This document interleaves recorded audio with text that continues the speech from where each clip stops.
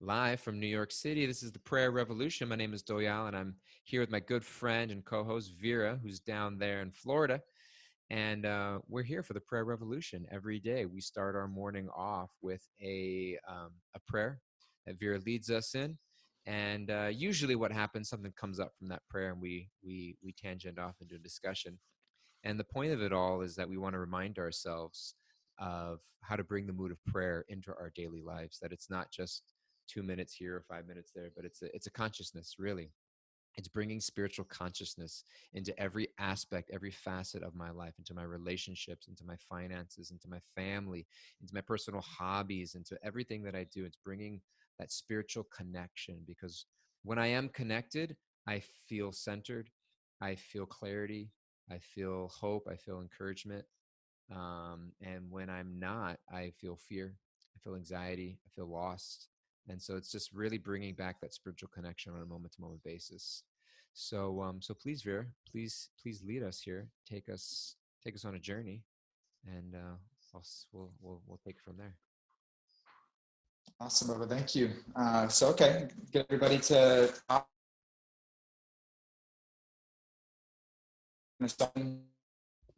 life.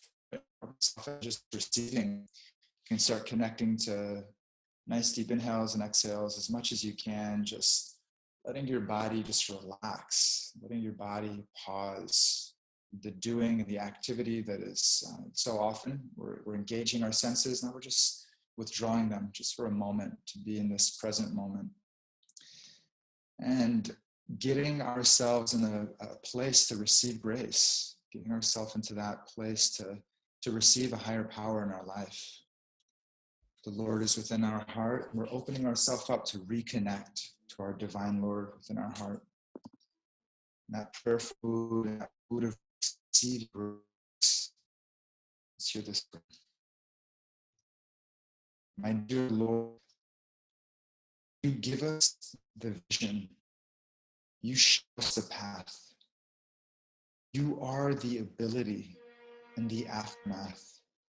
Make us strong, equipoised, and courageous in your loving service. As we navigate the battlefield of life, there will be casualties. Only by remembering you, knowing you are riding with us through every experience of life, we may become fearless in our love. We may become selfless in our service. Every moment we're being given a choice. Let us choose to remember your love and be instruments of it in service to all whom we meet on the path. And Lord, please make us vessels. Please make us vessels of your love. We're just looking to experience love and to share love in our life. It's such a simple vision, and it can be so challenging to navigate through the complexities of everyday life. Please help us to connect with that truth, with that reality of what we're seeking, and help us to live into it a little bit more today. As we chant your holy names, infuse us with the strength and the courage to live the vision that you have for us in our life today. Hare Krishna, Krishna Krishna, Hare Hare. Hare Rama, Rama Rama, Hare Hare.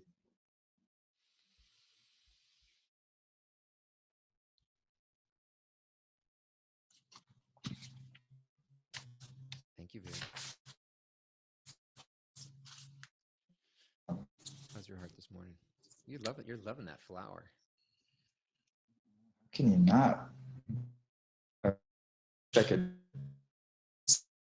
All of and you have a jasmine in your hand. Yeah, loving this flower. I'm doing well this morning. Yeah, I'm doing well. I just, when I walked in, it's so interesting. I've been writing prayers at night, and I'm like I have different mood. Like from day to night, it's just like different moods, like it's like a different genre of music, and I've been noticing I'm writing the prayers at night, and then and I read them in the morning, and there's definitely like the through. I feel connected to it, and also recognizing it's like in the morning, I'm like, oh, but another prayer. there's something else that's going on. And when I walked in the door this morning, Jose, my friend, he's been doing so much gardening. Like he's really been taking this time to just kind of like get connected to Mother Earth, like not just, okay, yeah, I go to the grocery store and do that. That may still be the case. It may still be the case that we get primary, other people are growing our food primarily. And at the same time, like he's just feeling this passion, this inspiration to just connect to that energy himself. And so this is the first blossoms of the jasmine that he planted. And we were just sitting in the hallway, and it was just a very, very brief exchange. This is a way that we know that God loves us. This is a way that we can understand that there's a loving, benevolent higher power, that there are fragrant magnolias and jasmine that just magically come out of the earth, and put this fragrance into the air, for us to be able to recognize beauty, for us to be able to see that beauty and experience it, feel connected to it. And so it's a beautiful, beautiful meditation. Really talk about it often, Doyle, is the miracles of life, to be is a miracle. Like there's a plant, it's earth, if you put your hands in earth and you smell it. I love the fragrance of earth. I love, especially after like a rain, that fragrance of earth is so, something about it so grounding and so satisfying. And that same earth, there are just like tens of thousands, I don't know how many, maybe even millions of different fragrances and fruits and vegetables and that come out of earth that give us life. And so it's just such a miracle. And so I am in a rapture of the miracle of this jasmine flower today. You're absorbed. It's there's a particular section that you're reminding me of as you're talking about loving the fragrance of the earth from the Bhagavad Gita. Yeah. You know what section I'm talking about? I know what section you're talking about. So it's a section in the 7th chapter. So there's two beautiful sections in the Bhagavad Gita, where there's right in the middle section, chapter 7, 8, 9, 10. Krishna gives several lists of things where he references in the world, where it's all leading up. The Bhagavad Gita goes through this progression, where first Krishna tells Arjuna, "You're not the body, you're the soul, you're eternal." Okay, good to know. But he says, still, you have to act in this world.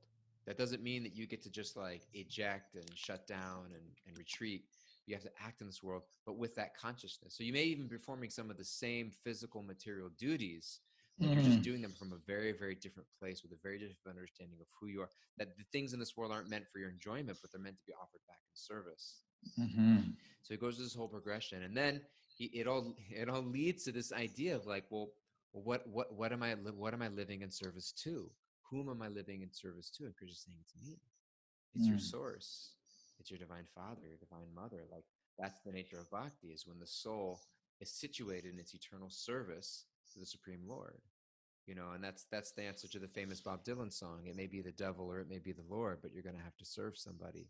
And that's kind of like initially an uncomfortable, but gradually a liberating truth that we are by nature servants. Radhanath Swami was on the Wisdom of the Sages the other day, and he was talking about what he felt was one of the, if not the most foundational verses of the entire Srimad Bhagavatam. Savai Pung Sang Paro Dharmo Yato Bhaktir Hoksuje Haitugiya Pratyata Yayatma Suprasidati.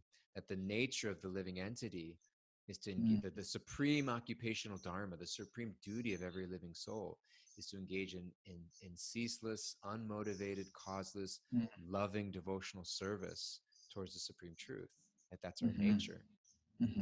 And so finally he gets to this point of like, remember, so Krishna is always saying, remember me, think of me, be absorbed in thoughts of me. And Arjuna is saying, how do I do that? How do I do that? And so Krishna goes into these beautiful lists of all these ways that we can look out into the world and see and be reminded of divine presence. and you're Mhm. reminded. And when you see things like Prabhupada, Srila Prabhupada once said in a lecture to people that were sitting on the floor, and he said, "You think you're sitting on the floor? I know that I'm sitting on the hand of God." You know, or Mhm. he would say that one day you will feel the rays of the sun to be like the warm embrace of your lover. You know, Srila Prabhupada would go on morning walks every day with Mhm. his students, and he would just see so many. There was so many analogies that he would think of. He would just see things, and he would like he saw like a little horde of mosquitoes flying around in the air, you know, and he would look at them, he was just like looking at them, and he was just like he's like so amazing, you know, so Mhm. many flights, but no need for flight control. Mhm. You know, there's no flight control, but Air they're not traffic running. controller. They're not running into each other, you know, and somehow they all know. Or you look at a flock of birds, you know, and it's just like, Shoo. what is that divine arrangement? Ah. There's something divine there. It's something mystical, you know. Mm. And so he would go on these morning walks, and so that's divine consciousness. And so in the beginning of the seventh chapter, Srila Prabhupada Krishna's telling Arjuna that there's these different natures. There's material nature, and there's spiritual nature, and then there's the living entity, who is my marginal potency, that can either be under the influence of the material nature or the spiritual nature. So our Mhm. precarious situation is that we're of pure spiritual energy, but we're trapped in material body. And so Krishna says you can start to relieve yourself from that bondage if you start to look around at the matter, that if you start to look at the material energy around you and start to connect it, how actually it's my divine energy. And so he says, "O conqueror of wealth, there's no truth superior to me." This is Bhagavad Gita chapter 7, verse 7. "Everything rests upon me as pearls are strung on a thread." And it's such a beautiful analogy, pearls on a thread. Do you know why he uses, do you know the salient quality of why he mentions pearls on a thread? The, th- the thread. So like, for example, I'm wearing neck Oh. beads here. I'm wearing these kantimala, right? And there's these beads, but there's a thread that ties them all together. But can you see the thread? You can't see the thread. So when you see a pearl No. necklace, Yeah. you just see Right. this beautiful string of pearls, but you don't see, oh my God, there's a thread tying. Although if there wasn't a thread, you would think there's just a bunch of pearls floating in the air. You can't see the thread. And so the thread is what's tying everything together, but you can't always see it. And so when we look around, it's like the Mhm. India Ari song. She wrote "God is real." Like when I look around and I see birds, I see fish, I see water, I see fire, I see air, I see massive puddles of water being floated up through the air into the clouds, dispersed amongst the sky, and then showered down for nourishment, and then picked back up. I can see this amazing cycle of rain. And it's like there's a thread that ties all together, and that's Krishna. He's Krishna Mhm. saying that. And so then he goes into these beautiful verses. Verse 8, "O son of Kuti, I'm the taste of water, the Mm. light of the sun and the moon, the syllable in Vedic mantras. I am the sound in ether and the ability in man. I am the original fragrance of the earth." I like how Prabhupada translates there, the original fragrance, not today's fragrance, you know? It says the original fragrance of the earth, punya, the original fragrance of the earth. Because sometimes you go and like, you know, I drink water from my faucet in New York City, you know, and it's like, you know, it tastes a little bit like fluoride, you know, or chlorine. It's not the original That's not taste the of original water. taste of water that Krishna is talking about, or the original fragrance of the earth. You know, I was once there's like a comedian who was talking about he is from living in New York City, and he was walking with his friend, and my wife's an environmentalist, and we recycle and we try to reduce waste. But this particular comedian was telling a story. He was in New York City, and he threw a piece of trash on the ground, and his friend said, "Don't you care about the environment?" And he was like, "This is New York City. This isn't the environment. This is just a big lump of trash. This whole place is just garbage everywhere. This isn't the environment, you know?" And so it's like you got to go to Florida where you're at to see the environment, or just actually feel like you buy vegetables today, even in the store, like a cauliflower or a green. Like sometimes there's just no taste even. But one time we took a retreat as monks. We would go to Vermont, and there was a family that had a blueberry farm, and I remember picking out a blueberry. We pick up blueberries from the farm, and right off the bush in this organic, sweet nature, we taste these blueberries, and it was like I'd never tasted a blueberry before in my life. Mhm. It was Mhm. so just incredible. You've ever tasted something like that? Absolutely. You're reminding me of being in Mexico having ripe Oh mangoes. my It's God. like we're getting these shipments of mangoes that they're never picked ripe, and they say in Ayurveda in those last days that's when the flavor of a vegetable or the flavor of a fruit is actually infused into it. All the delicious flavor that we don't get we Totally. don't get so often. Yeah, or sometimes it's like, you buy herbs in the store, you might buy like rosemary or sage or basil at the store. And like it's kind of fragrant. It's there's some taste there, but we had AJ, he's talking about he's growing a garden and there's some mint in there, and he was in there with the mint and he said it's the first time I ever left the garden smelling better than I showed up. There's such a beautiful, beautiful, beautiful fragrance that's there. And so Krishna's Yeah. saying, I am that original fragrance of the earth. That original Hmm. fragrance of the earth. So that smell of that jasmine, like where is that fragrance coming from? That smell of the jasmine, right? Hmm. It's coming from the earth. It's born of the earth, coming out of the earth. It's just add water and sunshine, and where does this fragrance come from? So I am Hmm. that fragrance. I am the heat and fire. I'm the life of all that lives. I'm the penance of all ascetics. And he goes, and I am the strength of the strong.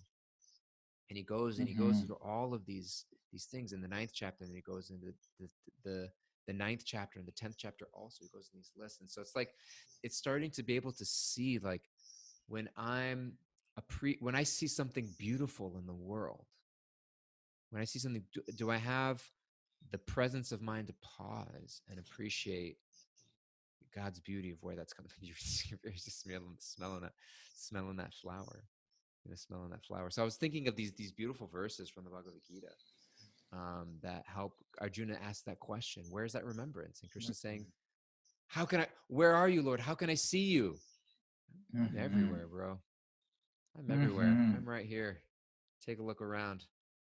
In the fragrance of a jasmine, I'm in the sun, I'm in the taste of water. It's so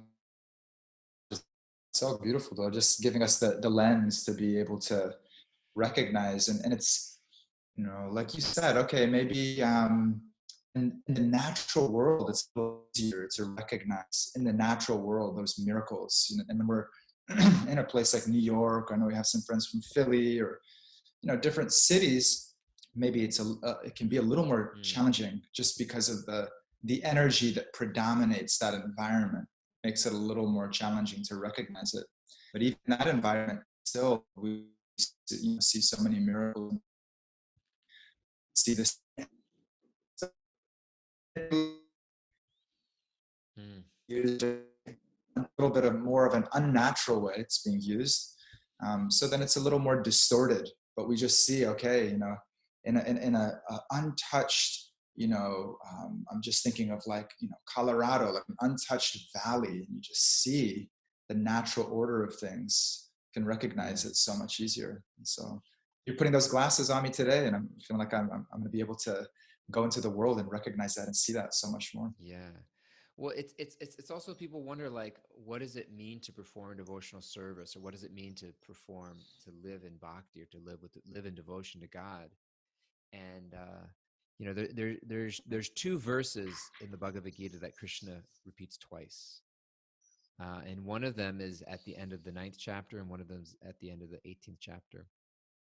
And he says these instructions over and over and over and over again in various different places. But this particular verse, he says, "Engage your mind always in thinking of me.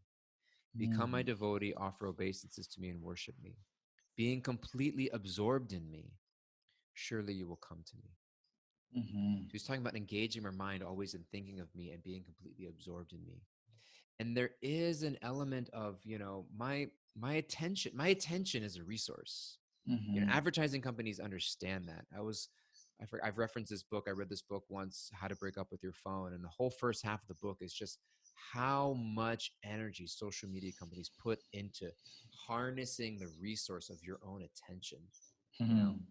and just how much energy goes into advertising and its way of grabbing your attention. So like my thoughts, my attention is a resource.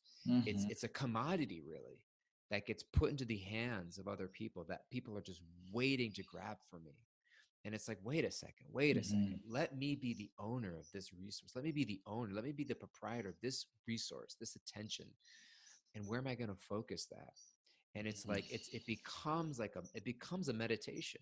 It really becomes not just, I mean, because in one sense it's kind of sweet and beautiful, like, oh, there's a flower, and oh, the flower reminds me of Krishna. That's so sweet. And you know what I mean? Or the sunshine, and the sunshine reminds me of Krishna. It's kind of sweet and it's beautiful. Let me go take a walk today and be in beauty. But it's because sometimes it's easy and sometimes it's fun and sometimes it's sweet. You know, it's easy to see a beautiful flower and think, oh, God's so beautiful for creating this flower. But to really make it a meditation on a regular basis, make it at a regular basis of like, oh, okay, I'm really starting to see, like how about when I become envious of somebody else who's better at something than me? How do I turn that into a spiritual meditation? Recognize, oh, Krishna says he's the ability of all people. He's the strength of the strong. He's intelligence of the intelligence. That actually, that whatever they have is also a gift. They've just been endowed with a certain gift of Krishna, you know. And I can recognize that actually it's not them, it's not me. When I do something amazing and beautiful, it's not me. When they do something amazing and beautiful, it's not them, but it's a gift of I can appreciate them. I can appreciate them for who they are, but I can also see and recognize that when I see something beautiful or an accomplishment in the world, let me see, wow, that person is being empowered by Krishna in an amazing way. And I can start to turn, and then by doing that meditation, something churns in the mind, something churns in the heart, where that seed of love starts to blossom and sprout.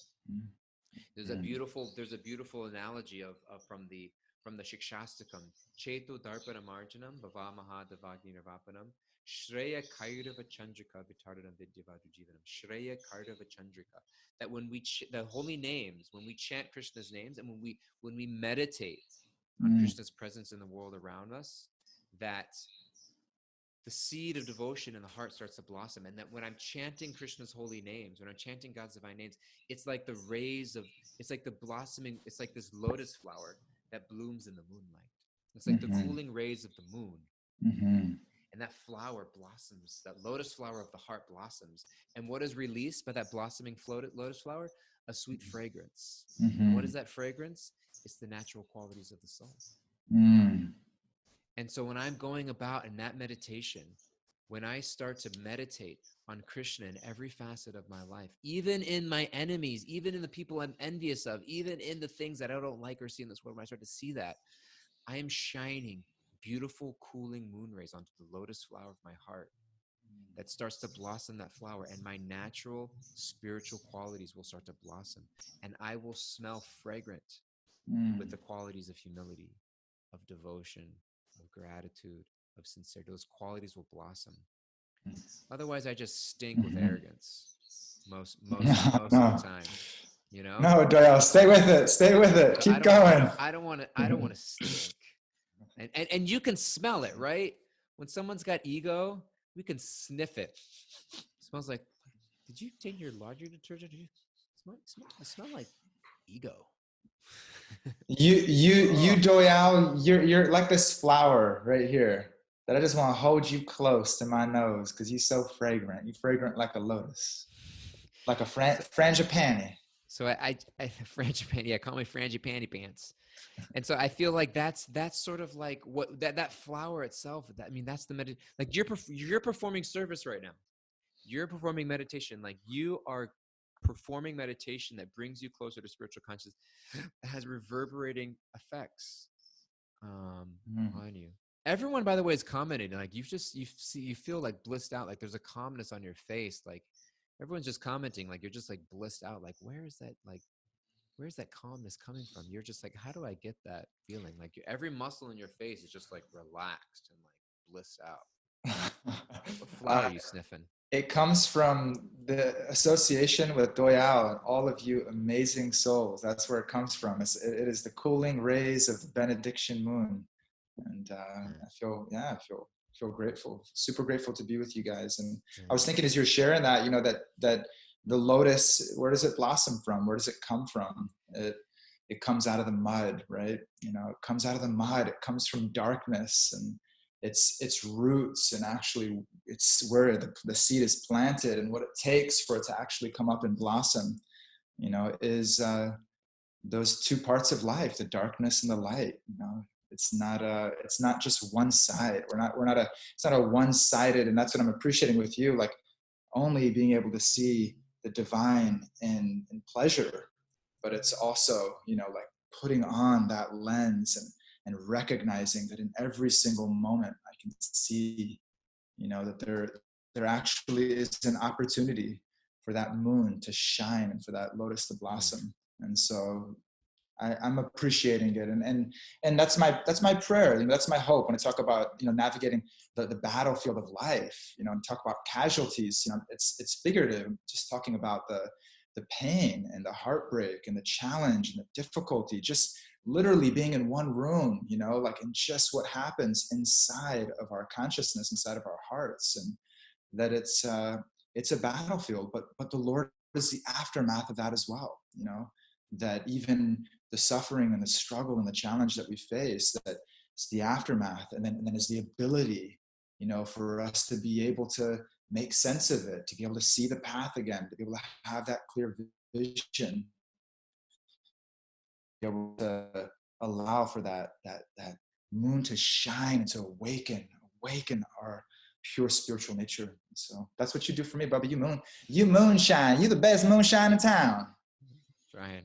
Oh, y'all, all those smiles on Zoom. I see y'all smiling, man. Y'all like little moonshines out there. You shining. Thank you so much, You Vira. are shining. Thank you all so much for joining us. That's our time here. We have so many beautiful guests that we're so glad to see you on Zoom. Rohini, George, Jeff, steady as always, Bryn, Michelle, George Weiss. So glad that you're joining us, George. Aditi G, so good to see you. Miss being in Kirtan with you, Aditi. AJ, Pat, Vivi, all the way from Zurich, Julie, Brian, Sarah. So good to see you, Sarah. Miss you. Hope you're doing well over there. Thank you all so much for tuning in, as well as all of our Instagram livers. If you're tuning in, if you're listening to the show, we have a live Zoom group that joins us every day. You can write to us at prayerrevolution. What is going on, Veer? I'm He's losing offering it. my jasmine to you Losing guys. it. He's I'm losing offering it. my He's jasmine. losing it. He's losing it. Write to us at prayerrevolution at bhakticenter.org. We can get you the Zoom link, or we also want to hear your questions, your feedback. Stay in touch with us. You can go to bhakticenter.org/online to see all of our wonderful offerings, as well as all the other podcasts that we do. We would love to stay in touch with you. We'd love to have you join us. We'd love to have you listen to our recordings. We're on Apple Podcast, Spotify, SoundCloud, YouTube. And if you like what you're hearing, go to Apple Podcasts, leave us a 5-star review. We'd appreciate it. If you don't like us too much, leave us no review rather than a bad review. We don't want to hear it. Naushin thinks I lost it. Naushin thinks I lost it. It's Here, I official. lost you. Love God, you Vera, guys. Vera is just high on love right now. We love you, Vera. Love y'all. We love you. We lost him, but in the best possible way. We love you. We'll see you guys all tomorrow. Please join again next time. In the meantime, have a wonderful day, wonderful afternoon, wonderful evening. You're beautiful. You're wonderful. And we'll talk to you all again soon.